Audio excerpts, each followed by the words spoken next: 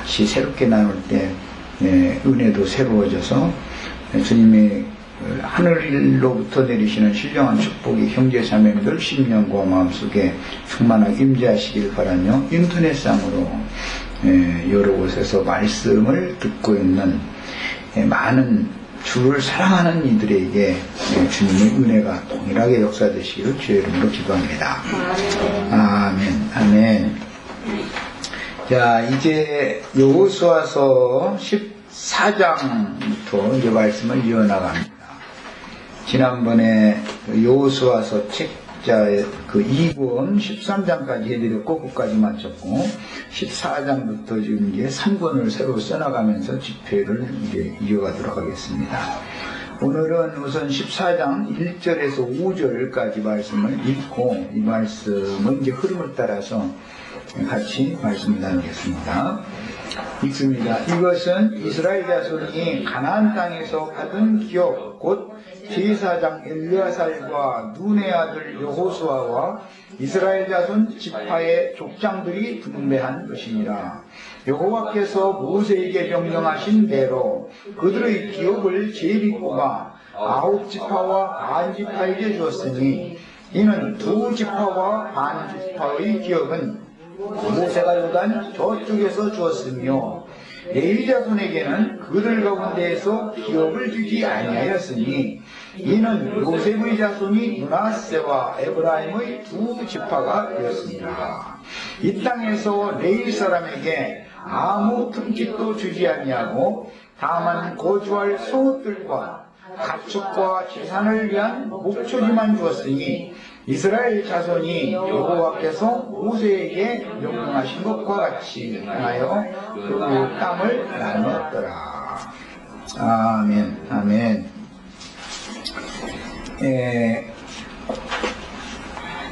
특히 오늘 읽은 말씀은 요단 서편의 그 9지파 반에게 아브라함의 자손들에게 젖과 꿀이 흐르는 가나안 땅을 기업으로 주겠다고 약속하셨던 말씀을 역사상에 실현하는 내용을 지금 기록하고 있습니다.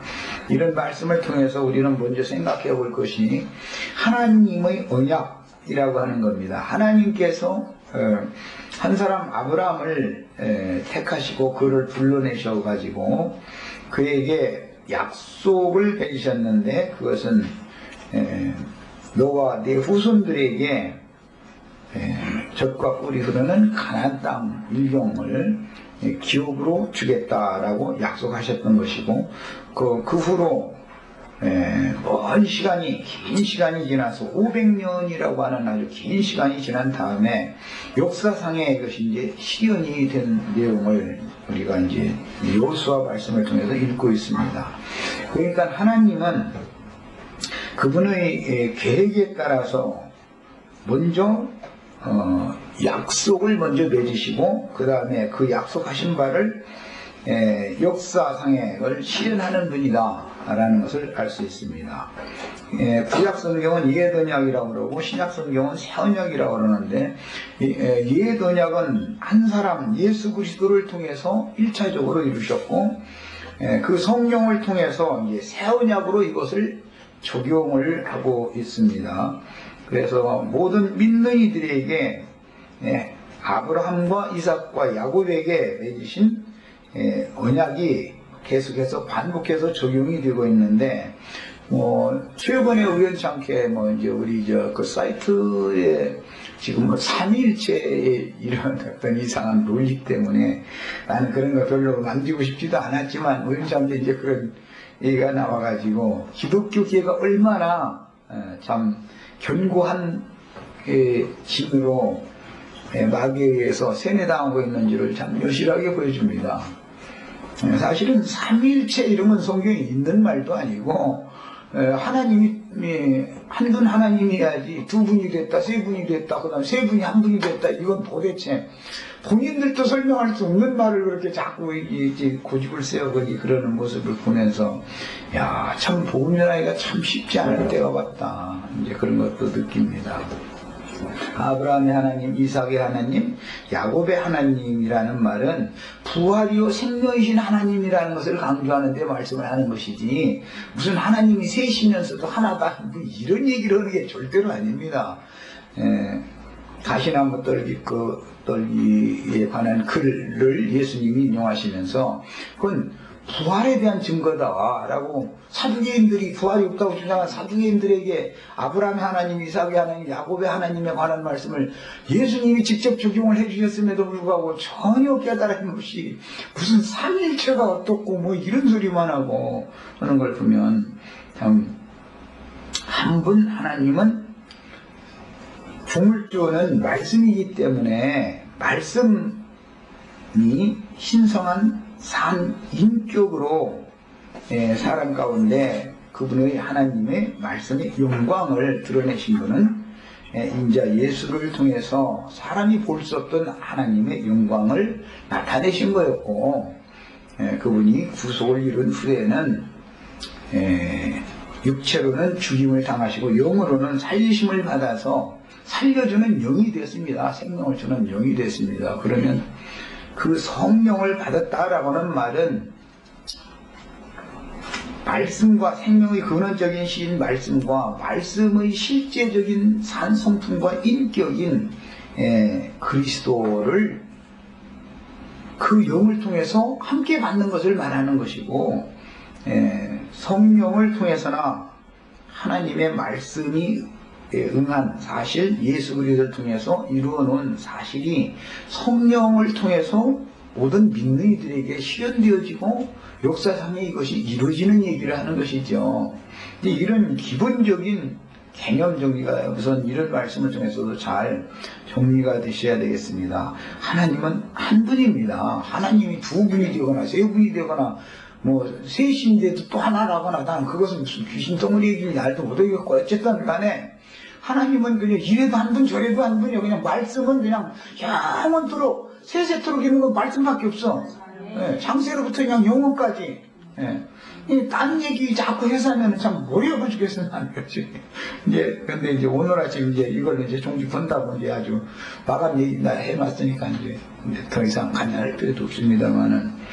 그런데 이 문제가 기독교계의 혼란을 이제 준 것은 마귀가 여기 장난질을 친 거죠. 많은 사람들이 참 순진하고 어리석은 면도 있지만, 그래서 사람들이 마귀에게 속아서 엉뚱한 그 말장난을 자꾸 하고 이제 거기에 매달리고 그러는데, 그 삼일체라는 것 때문에 성령님은 오셔서 막 그냥 막 어떤 일을 하러 막 여기저기 돌아다니는 중이고, 하나님은 저기 어딘가에 있는 하늘, 그들이 생각하고 있는 하늘 보좌 어떤 곳에 또 하나님은 왼쪽에 앉고 예수님은 오른쪽에 이렇게 두 분이 그냥 금의자 타고 이렇게 앉아있다가, 예수님은 어느 날 나팔소리와 함께 하고 천사들 앞세워서 막 오면 이제 하나님은 의자 오른쪽은 비어있고 왼쪽만 이제 하나님 혼자 앉아있어야 되고, 이제 이런 생각을 갖고 있다는 것 자체가 도대체 이건 무슨 귀신 장난도 아니고, 나는 답답한데 그 사람들이 볼 때는 또 내가 답답한 사람이죠. 또 서로가 참 무섭지다는 거죠.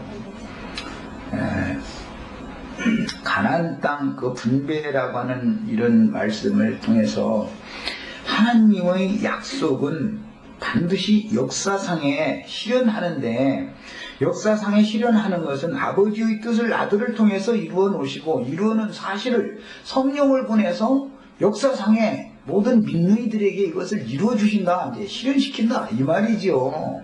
무슨 하나님이 세 분이었다가 한 분이 되고 뭐 이런 소리가 절대 아닙니다. 여기에 대한 하나님의 언약의 성취가 어떻게 실현되는지에 대한 이해를 먼저 하시는 게 필요하다 싶습니다. 자, 이제 본문 말씀으로 또 안으로 들어갑니다.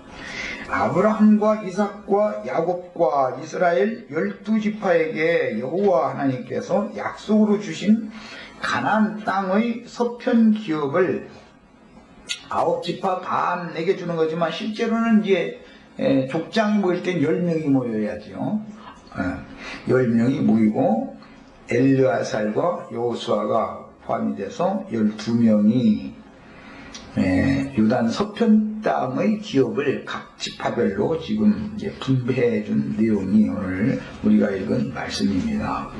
구약 성경에 아브라함의 하나님, 이삭의 하나님, 야곱의 하나님이라는 말은 부활이요 생명이신 하나님을 말하고자 하는 것이지 신이 둘이 됐다, 셋이 됐다 이렇게 한다는 말이 절대 아니다. 한 분 하나님이 아브라함과 늘 말씀으로 함께 계셨던 그 하나님이 사람은 한 세대로 오고 한 세대는 가야 되니까 아브라함은 갔지만 그의 후손인 이삭과 동일한 하나님이 또 이삭을 말씀으로 인도했다. 그 인생을. 그 말입니다.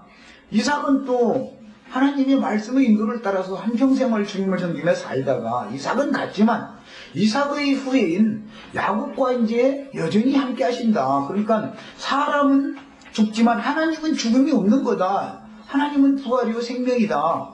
이제 이것이 강조점입니다. 성경에서 말하고자 하는 것은 무슨 삼위일체가 어떻고 절대로 이런 말하고는 상관없는 내용인 것이죠. 그러니까 기본적으로 이제 이런 것을 생각을 해보셔야 되겠어요. 그리고 12지파에게 분배가 되는 것은 예수 그리스도의 성령께서 12사도들에게 그분의 호흡을 불어넣으셔가지고 새 생명을 부어주시고 그 다음에 그분의 영광을 또 더하여 주셔서 보낸 다음에 그들을 통해서 온 땅을 정복하게 하는 내용이 신약성경에 이제 적용이 되는 문제이기 때문에 구약성경에서 야곱의 12아들들을 통해서 가나안 땅을 정복한다. 이 말은 실제로는 주님께서 세우신 성령이 세우신 사도들을 온 땅에 보내서 세상 나라를 주와 그 그리스도의 나라로 정복한다. 이런 내용이다라는 것이죠. 이런 것이 무슨 삼위일체가 어떻고 이런 것을 여기다 갖다 끌어들이면 이거는 정말 성경이 그냥 엉망이 되어버리는 거예요. 말하자면 아브라함의 하나님, 이삭의 하나님, 야곱의 하나님, 그 다음에 이스라엘 12지파 이스라엘의 하나님이다. 이게 이제 적으로는 12지파의 하나님 나가면 이제 사일체가 돼야 돼. 사실은 왜 3일체만 하다 왜 하나는 많아 모르겠어. 마지막 12지파의 하나님 이스라엘의 하나님이 돼야 되는 건데 꼭 왜 3일체만 주장하지 뭐 기왕이면 주장하려면 4일체로 주장하던지 말이야. 그 다음에 사도행전 1장에는 교회의 봉사자들인 집사들 중에서 구원이 난 한 사람의 사도를 뽑는 내용과 13장에는 안디옥 교회에서 전도자를 선발하여 파송하는 기록이 나오고 15장에는 예루살렘 교회의 행정과 교회 치리에 대한 기록이 나오는데 특히 디모데 전후서와 디도서에는 사도시대의 교회 행정과 치리를 어떻게 해야 할 것을 자세하게 기록하고 있습니다. 우선 우리는 민수기 34장 16절로 18절을 성경을 펴서 같이 읽어보겠습니다.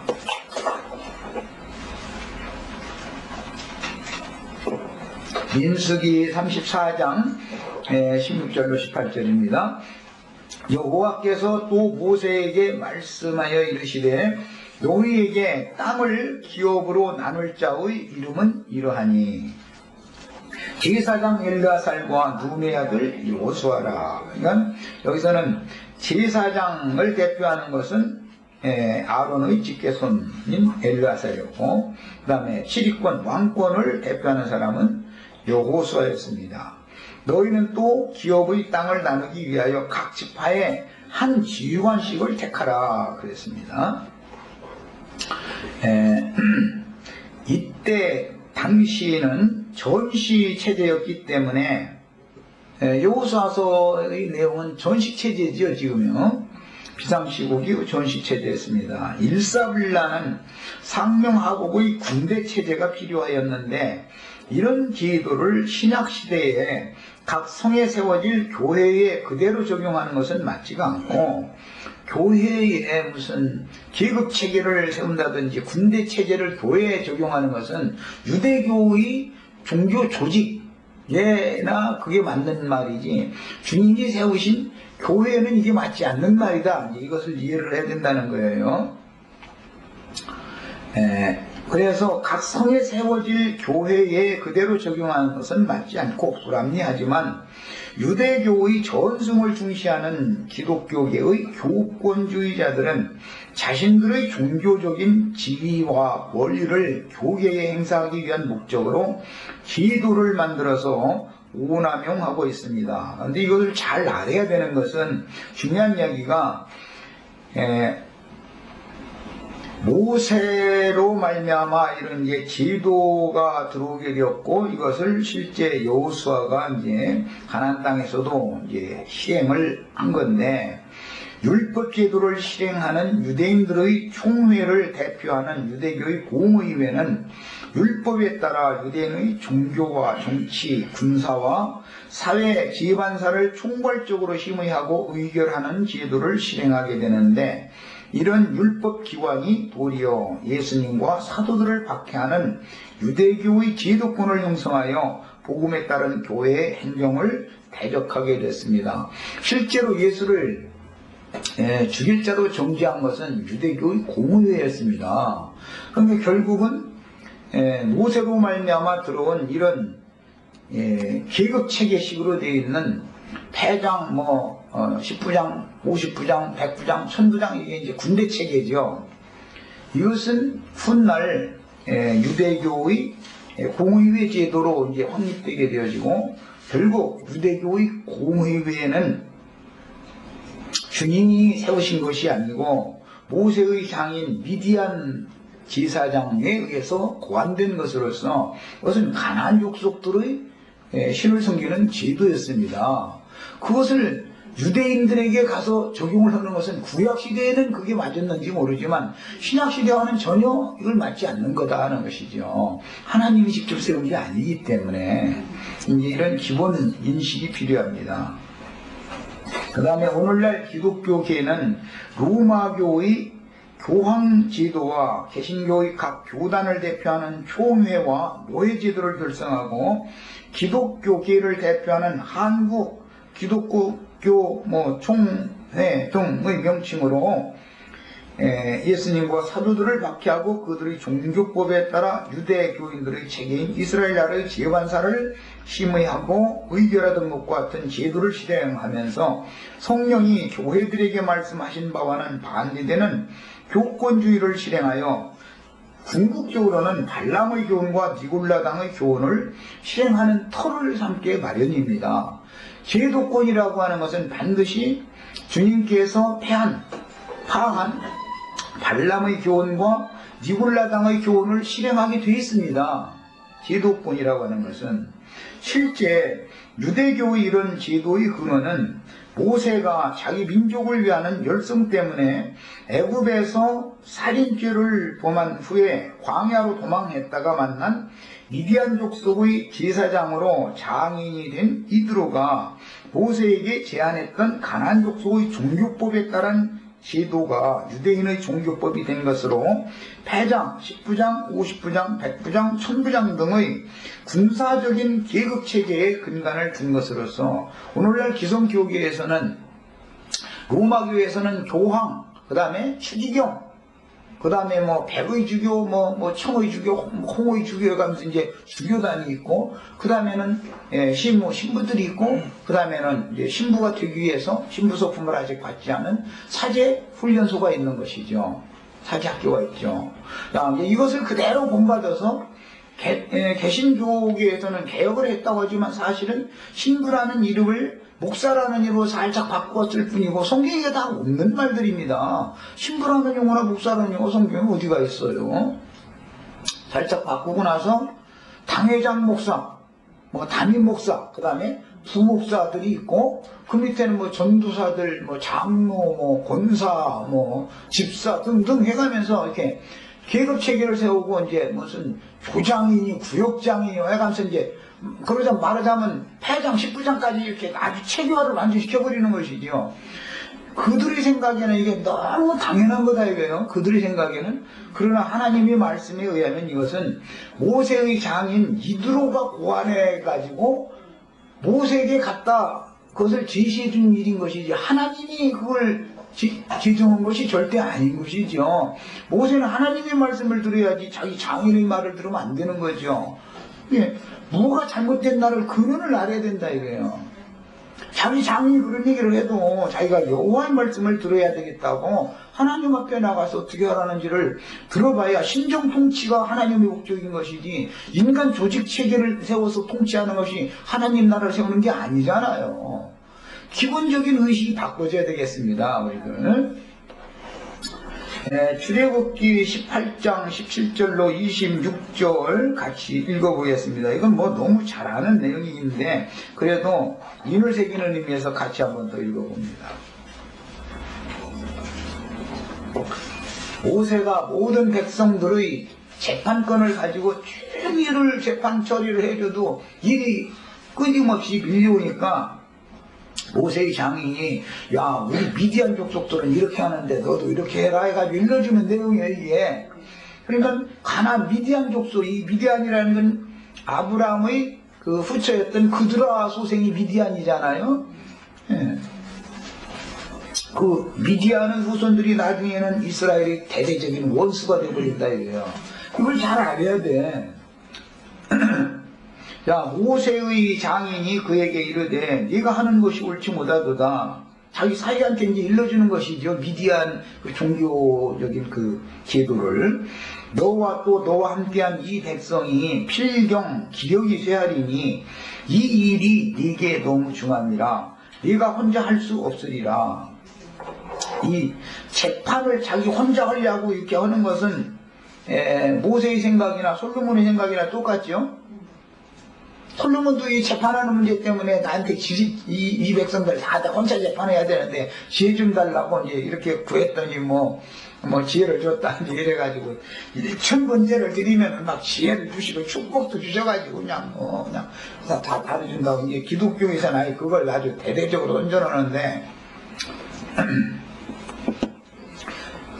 지혜를 사람이 받아서 사람이 자기가 행하려고 하지 말고 하나님의 지혜 그분께 모든 것을 맡겨두고 그냥 백성들로 하여금 하나님을 신실하게 섬기고 믿음으로 행하는 것만을 가르쳐주면 각자가 다 주님한테 치리를 받을 문제인데 하나님이 통치하겠다는 일을 사람이 중간에 나서 가지고 나한테 지혜를 주시오면 내가 막 그냥 지혜대로 다스려 보겠다고 자꾸 이러다 보니까 인본주의가 자꾸 된다 이 말이에요. 우리 형제 자매님들은 나도한 형제한테 지혜를 주시면 나도한 형제를 통해서 막 우리가 다스림 받겠습니다 이러면 안 되잖아요. 나는 우리 형제 자매님들 만나면 지혜이신 하나님의 지혜이신 그리스도께 직접 나아가서 주님의 통치를 주님의 다스림을 받아라 난 이 얘기를 하는 거예요. 계속해서 뭐가 차이가 나는지 아시겠죠?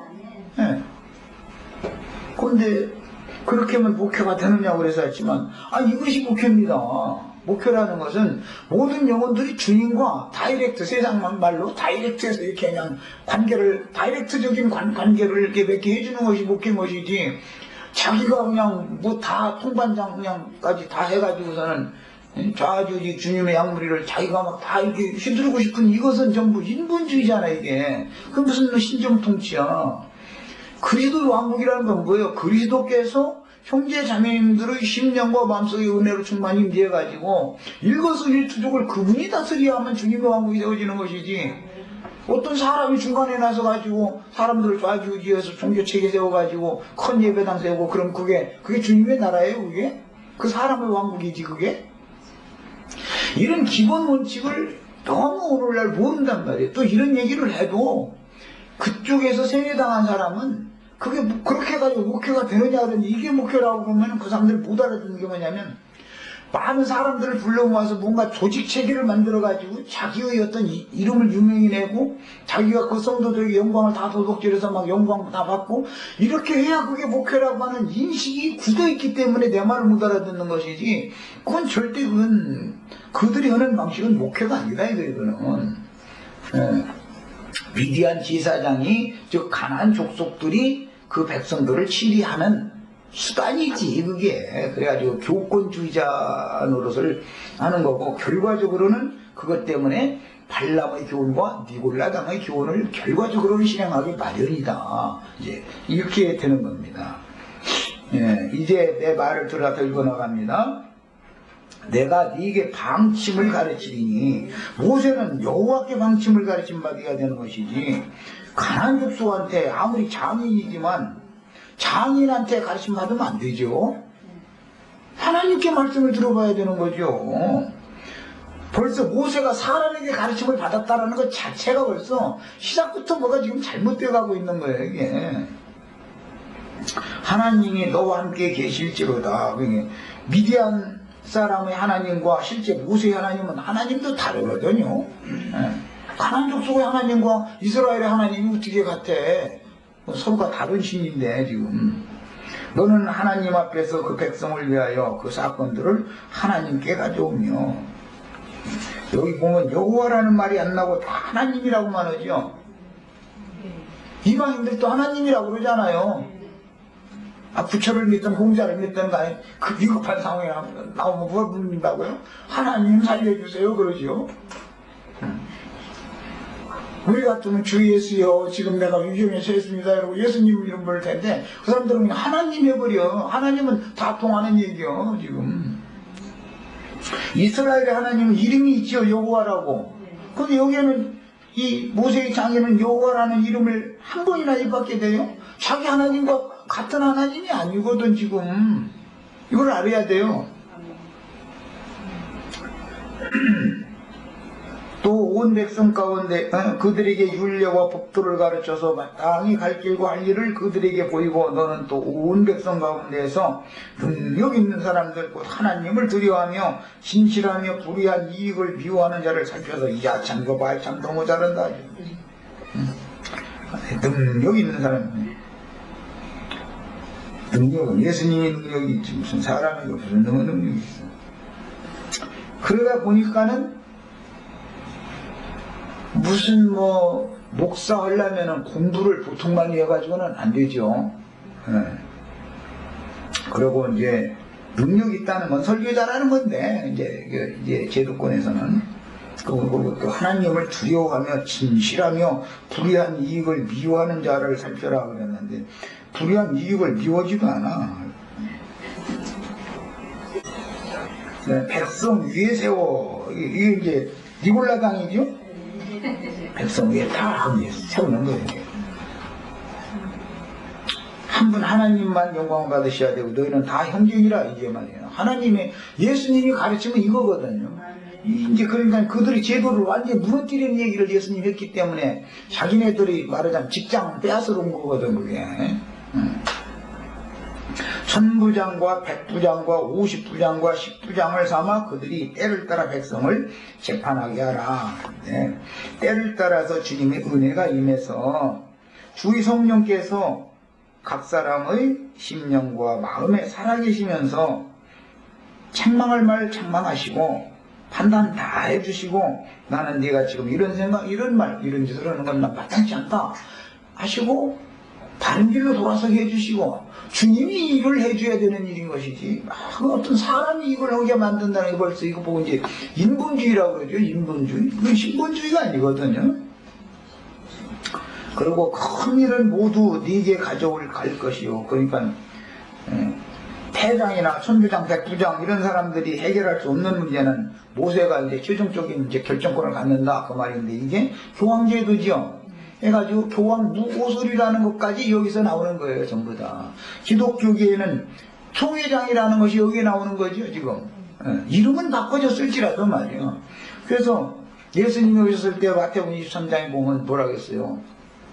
화 있을진저 이 외식하는 서기관과 바리새인들이요. 그들이 다 모세 자리에 앉아가지고 손가락 하나 갖다고 하지도 않고 근데 이게 다 모세 자리라는 것이 뭐예요? 자기 으뜸이다. 머리 자리에 앉았다. 예수님 자리, 하나님 자리에 모세가 앉았다. 이 말이지요, 지금.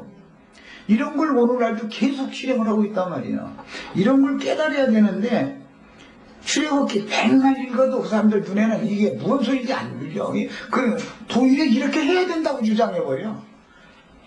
모세 장인이 와서 얼마나 지혜롭게 잘 일러줬느냐고 말이야. 이걸 모세도 받아들여서 이렇게 했으니까 우리들이 그거 해야 된다고. 모세가 어디서 그죠? 하나님께 물어봐야 되는 것이지. 자기 장인이라고 한다고. 자기 장인은 미디안 제사장인데 그게 여호와 제사장이에요 이게? 아니 왜 미디안 그 가나안 족속하는 행습을 왜 따라서 해? 왜? 작은 일은 그들이 스스로 재판할 것이니.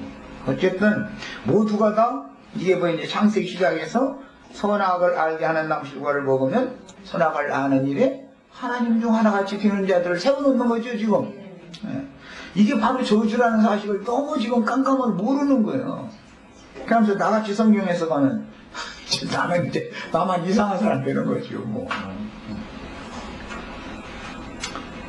네가 만일 이 일을 하고 하나님께서도 네게 허락하시면 네가 이 일을 감당하고 이 모든 백성도 자기 곳으로 평안히 가리라 그랬는데, 이 자기 곳으로 간다는 말이 이게 너무너무 놀랍습니다. 가룟 유다가 어디로 갔다 했어요? 구바. 그리스도께로 하나님 이스라엘 하나님 여호와께로 가야지 왜 자기 곳으로 가? 선지자들은 이런 한 단어를 가지고도 이 백성이 그릇 행하여 다 자기 길로 간다고 그랬어요. 여호와 하나님의 인도를 따라서 하나님 자신께로 가야 되는 거예요. 내 말이 맞죠? 성경이 어떤 용어 하나를 사용해도 성경에는 이런 비밀을 다 감춰놔두고 있는 거예요. 이게 전부 배미하는 말이란 말이에요. 우리 다 각각 자기 곳으로 가고 싶어요? 자기 곳으로 가면 지옥으로 간다는 소리인데 결국은 아니야. 지옥으로 어떻게 평안히 가면 평안히 가지고 가기는 열심히 갔는데 가보니까 지옥인데.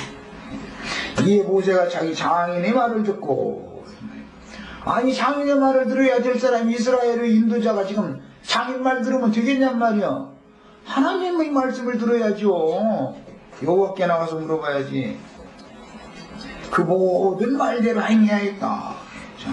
사람에게 종노릇을 한다 이 말이에요. 모세 자신이 여호와의 종이 아니다 이게 지금은 사람의 종이 되어버린 거야. 이게 타락이죠. 모세가 이스라엘 머리 중에서 능력 있는 사람들을 택하여 그들을 백성이 우두머리 이제 결국은 이 머리 노릇하는 사람들, 음녀 7머리들이 다 이런 식으로 배출된다는 걸 알 수 있잖아요. 곧 1000부장과 100부장과 50부장과 10부장을 삼음에, 이건 이제 유다서에서는 요한 2서 3서죠. 교회 중에서 으뜸되기를 좋아하는 디오드레베 얘기가 나오죠. 으뜸이라는 게 머리란 말이에요. 머리. 자꾸 10명만 모여도 그 중에서 머리 노릇하기를 원하고, 5명이 모이면 5명 중에서 머리 노릇하기를 원하고, 자꾸 이러다 보면 나눠지게 말이에요. 이 하나 그리스도 안에서 통일되기가 어려운 거죠. 물론 질서의 하나님이기 때문에 하나님께서 필요에 따라서 각성의 장로들을 세우고 또 집사들을 교회 중에 세워서 교회를 잘 봉사하게 하고 치리하게 하고 하는 게 있습니다. 그러니까 그건 모두 성령을 따라서 행하는 것을 의미하는 것이지, 사람들이 임의로 세운 무슨 구역장이니 조장이니 무슨 교구장이니 여가면서 그냥 이름들 두고 저렇게 보시기에 잘 붙여놓는지 모르겠어요. 그런 거 하는 게 아니죠. 그들이 때를 따라 백성을 재판하되 어려운 일은 모세에게 하고 모든 작은 일은 스스로 재판하더라 그랬는데, 때를 따라 백성을 재판을 하는 것은 성령이 오셔야 됩니다. 피부림을 받은 모든 성도들은 때를 따라 돕는 은혜를 입어서 그리스도께서 오셔서 지난 죄과들에 대해서는 사면을 위하여 중재자가 되셔서 하늘 아버지 앞에 가서 중보를 해주시고, 그 다음에 새롭게 은혜를 회복시켜 주시고, 하나님의 통치를 끝까지 하나님의 통치 아래 있게 할 때 왕국 백성들이 다 될 수가 있다. 그러니까 지금 이렇게 되는 얘기는 출애굽기 18장 벌써 들어오는 얘기가, 이것은 모세의 장인이 가르쳐준 얘기, 여호와께서 지금 하시는 말이 아니다. 여기는 여호와라는 말이 한 번도 안 나온다는 것도 참 너무 놀라운 거예요. 이런 종교적인 계급체계는 먼 후일 신약시대에 예수님과 사도들을 박해하는 유대교의 공의회로 발전되었는데, 계시록에서 말하는 발람의 교훈과 니골라당의 교훈을 실행하는 제도권의 근거가 되었고, 오늘날 기독교계에서는 너무도 당연한 것으로 이런 사람의 가르침을 하나님의 가르침인 것처럼 받아들이고 있는 거예요. 이것은 여호와 하나님의 가르침이 아닙니다. 모세 장인의 그 사람의 교훈이죠, 이것이. 자, 그 다음에 우리는 그 당시의 전시 체제를 시행하던 상황을 따른 계급 체계를 평화의 왕국인 교회 시대에 문자대로 적용한다면 또 다른 종교 조직이 되고 주의 성령께서 각 성마다 세우게 하신 장로들과 교회의 인도 직분자들을 통해서 교회의 재관사를 수의하고 결정하여 각 성의 교회들마다 각 지역의 특성과 문제들을 자율적으로 해결해 나가도록 정하신 신약의 교회 행정을 따라가야 하는 것입니다. 어제도 마침 히브리서 13장 마치는 말씀 가운데 여기에 관한 말씀이 이제 우연찮게 나왔는데 백성들 위에 세워지는 자들은 이런 사람들은 전부 니골라당들이 되는 것이다. 그들은 반드시 삭슬 위해서 일을 하게 돼 있다. 반드시. 그리고 주님께서 친히 세우신 제자들은 무슨 계급 체계 의식이 전혀 없단 말이죠. 이번에 그 미주 특별 집회에서도 강조된 바인데 예수님의 형제가 된다는 것이 얼마나 중요한지를 알아야 된다 이거야. 목사나 신부라고 부름을 받을 거냐. 예수님이 말끝마다 내 형제라고 자꾸 하시는데 예수님의 형제가 될 거냐. 이 문제는 예수 그리스도의 아버지 하나님이 내 아버지가 되느냐의 문제이기 때문에 이것은 생명관계를 지금 말하는 것이다. 성경이라는 건. 그래서 내가 목사님 오면 너는 저주의 자식이다 소리단 말이야. 난 요거는 중인데 좋다는 거야. 그럼 뜯으려고. 형제님 오면 기분 나빠하고 막 자기 다친다 생각해가지고 내가 형제님 오면은 당신의 아버지도 내 아버지와 같은 하나님 아버지입니다. 난 이 말하고 있는 것인데 그 말도 모르고서는 감히 말해 목사를 형제라고 부르냐고 막 이러고 앉았으면 이거 참 그게 바로 그들의 인식 속에 이미 저주가 충만하다 이 말이에요. 그들의 인식 속에. 그리고 각 성에 세우신 주님이 세우신 장로들 교회의 인도 직분자들은 자기에게 맡겨준 양무리들의 어떤 흠결이나 죄과가 있을 때 이들은 망같은 제사장의 직분을 행하는 중이기 때문에 하나님 앞에서 자기가 책임을 져야 된단 말이야. 그래서 하나님 앞에 나가서 자기가 그들의 죄과를 자기가 계산할 자인 것처럼 들어가서 내가 잘못 가르쳐놔서 주님께서 나에게 이런 양무리를 맡겼는데 내가 사명을 충성되게 하지 못했기 때문에 주님 앞에서 양무리가 이렇게 흠결이 있습니다. 그렇지만 이 양무리를 불쌍히 여기시고 새롭게 은혜를 회복시켜서 주님께서 당신이 친히 왕이 되셔가지고 다시는 그런 그릇된 길로 자기 길로 가지 못하게 하시고 주님께서 앞서 가시면서 본을 보이셨던 그 길을 신실하게 이 양무리 따라갈 수 있도록 은혜를 새롭게 해달라고. 이렇게 하나님 앞에 와서 제사장면 당연히 인도자면 교회 인도자면 그런 기도를 해야 되는데 매일 축복 달라고 무엇을 달라고 날마다 이거나 하고 앉았으니 그게 무슨 놈의 왕 같은 제사장. 그런 놈의 제사장이 세상에 썩어 빠진 놈의 정신세계를 가지고 있는 그런 사람들이 교회 인도 직분을 행하면 뭐가 되겠냐 이 말이에요. 룻기에서도 그래서 나오는 얘기가 보아스보다도 가까운 친족이 있었는데 그는 자기 기업에 손해가 될까 하여 그 부르는 직분을 하지 않겠다 그랬다는 거예요. 그게 무슨 말이에요? 자기는 권리만 취하고 해야 될 의무 책임은 하지 않겠다라는 말이거든. 고렐이라고 하는 사람은 보수자도 되어줘야 되는 것이고 물러주는 자도 되어줘야 되는 책임이 먼저 앞서고 만약에 하나님께서 끝내 어느 가문을 문을 딱 닫게 만드는 경우 그때는 내가 받고 싶어서가 아니라 하나님이 그렇게 만들어놨기 때문에 가장 가까운 근족이 그의 기업을 받게 하는 것인 것이지 자기 책임은 하지 않으면은 이게 말하자면은 그 엘리멜렉과 나오미 그 가문이 문 닫아버리면 그 사람네 모든 땅이 집이 다 지껏되니까 그거 물러주면 나만 손해나잖아 이 생각을 갖고 있었다는 거예요. 책임은 회피하고 자꾸 자꾸 권리만 자꾸 취하려는 야심들이 있었다라는 것이죠. 이게 뭐냐 말이야. 이런 것이 모두 발람과 니골라당의 교훈으로 흘러들어온 것이고, 모세의 장인, 미디안 족속의 제사장인 모세의 장인에게서 나온 참깨 지나지 않는 거다.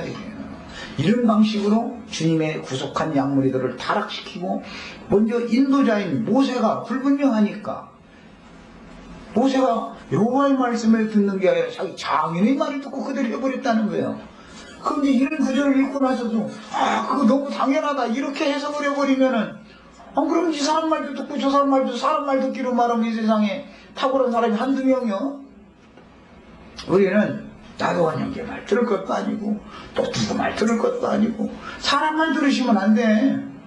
그가 가르치는 말씀이 진리거든. 진리의 하나님께 말씀을 듣고 하나님이 나의 영혼을 주장하시고 다스려 줘야만 내가 내 속에서 천국의 통치가 실현되는 것이 하나님의 나라가 이루어지는 것이지, 어떤 사람이 사람을 다스리는 것은 그 사람의 왕국이지 그게 무슨 주님의 왕국이냐 이 말이에요. 생각이 완전히 오늘 인식이 새로워지시기를 바랍니다. 우리는 그 당시의 이런 전시체제를 시행하던 상황을 따라 계급체계를 평화의 왕국인 교회 시대의 문자대로 적용한다면 또 다른 종교 조직이 되고, 주의 성령께서 각 성마다 세우게 하신 장로들과 교회의 인도직 분자들을 통해서 교회의 재반사를 수의하고 결정하여 각 성의 교회들마다 각 지역의 특성과 문제들을 자율적으로 해결해 나가도록 정하신 신약의 교회 행정을 따라야 합니다. 이건 굉장히 중요한 말을 지금 했습니다. 예를 들어서 인천에 어떤 무리가 세워졌다, 예를 들어서 저 성남 분당 쪽에 어떤 무리가 세워졌다 그러면 말씀의 계시를 처음에 들을 때 주의 성령께서 나를 통해서, 예를 들어서 나도한 형제를 통해서 증거하는 말씀을 들으니까 교회라는 건 예배당이나 무슨 종교 조직이나 이걸 세워서 하는 게 아니라 이렇게 각 집에서 말씀을 깨달은 사람들이 그냥 스스로 모여서 자율적으로 세워지는구나 하는 게 깨닫고 시작이 됐으면 내가 가서 말 이렇게 하시오 저렇게 하시오 하는 게 아니다 이 말이에요. 거기는 거기 상황이 있게 마련이고 거기 사람들이 알아들을 수준이 있게 마련이고 그런 것인데, 내가 가서 막 좌지우지 다 하면 뭐가 되겠습니까? 그러면 결국은 또 하나의 종교 조직이 전 세계적으로 또 세우자는 결론 몇 기타 나오겠습니까? 그래서 각 성에다가 장로를 세우게 하고 장로들의 책임하에 각 성의 교회들을 치리하게 한 것이 신약의 행정이다 이 말이에요. 교회 행정. 그러니까 나는 김기태 행정이 수원교회를 어떻게 하셔 말고를 한 번도 말 안 치면 잘만 해나가고 있잖아. 수원에는 수원에 맞도록 해나가겠지. 다만 진리의 말씀 밖으로 나가지 않으면 되는 것이고, 이것이 성경이 말하는 교회 행정이다. 그래서 각 지역 교회들은 서로 교통을 해야 하는 것은 당연한 것이지만, 타 지역 교회의 행정을 어느 지역 교회가 관여하고 좌지우지하려 한다면 결국은 오늘날 로마교나 기독교 계와 같은 또 하나의 종교 조직이 되고 말 것인데, 내가 몸담아있던 지방교회가 이렇게 되어버렸죠. 또 하나의 종교 조직이 되어버렸거든요. 위트니스라는 분이 그냥 전 세계의 모든 교회를 자기가 좌지우지 다 할, 교황보다도 권세가 더해버려. 그것이 영적인 중요한 범죄다 이거예요. 그분이 큰 일을 행한 것은 나도 인정을 합니다. 많은 말씀도 열어놓고 했지만 나는 그분이 그야말로 자기 길로 갔다고 나는 확신하고 선포합니다. 변질됐다 이거예요. 자기 교회를 세웠다 이거예요. 말로는 주님의 교회 얘기를 했지만 입으로 세우는 게 아닙니다. 실행을 어떻게 하느냐가 중요한 것이죠. 그렇게 알면 그렇게 믿어야 된다 이거예요. 그렇게 믿었으면 믿음을 행해야 되는 것이고, 당연히 그 아는 것과 믿는 것이 일치가 되어져야 된단 말이에요. 마치 중앙 집권제를 시행하는 왕정체제나 국가 권력으로 다스리는 세상 나라처럼 교회를 사람이 좌지우지하려는 생각은 신정 통치를 지향하는 교회의 행정과는 맞지 않다는 사실을 명심해야 하며, 어느 지역 교회가 타 지역 교회의 행정을 주장하려는 인위적인 제도권을 폐하고 각 성에 세워진 교회들은 자기 지역에서 장로들을 세워서 주의 성령의 인도를 따르도록 앞선 교회는 도와줄 의무가 있을, 책임이 있을 뿐인 것이지 무슨 권리 주장을 해서는 안 된다는 거, 여기까지 말씀드리고 잠시 쉬어서 잠시 쉬었다가 이어서 하도록 하겠습니다. 잠시 쉬겠습니다.